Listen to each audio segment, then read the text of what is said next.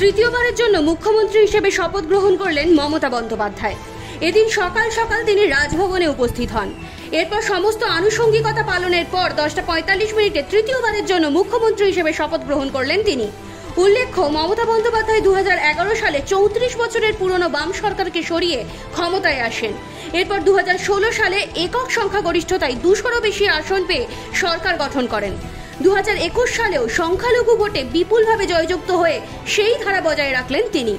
আমি মমতা ব্যানার্জি ঈশ্বরের নামে শপথ করিতেছি যে বিধি দ্বারা স্থাপিত ভারতের সংবিধানের প্রতি আমি অকৃত্রিম নিষ্ঠা ও আনুগত্য পোষণ করিব।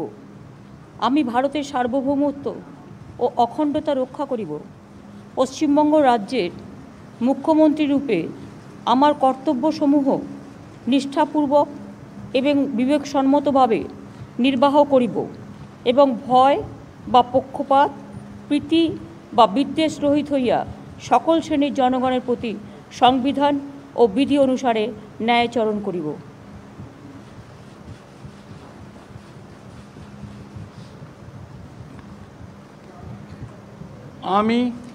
আমি মমতা ব্যানার্জি ঈশ্বরের নামে শপথ করিতেছি যে পশ্চিমবঙ্গ রাজ্যের মুখ্যমন্ত্রী রূপে যে কোনো বিষয়ে যাহা আমার বিবেচনার জন্য আনিত হইবে বা আমি জ্ঞাত হইব, তাহা মুখ্যমন্ত্রী রূপে আমার কর্তব্যসমূহের যথাযথ নির্বাহের জন্য যেরূপ আবশ্যক হইতে পারে তদাতিরেকে আমি প্রত্যক্ষ বা পরোক্ষভাবে কোনো ব্যক্তি বা ব্যক্তিগণের নিকট জ্ঞাপন করিব না বা প্রকাশ করিব না।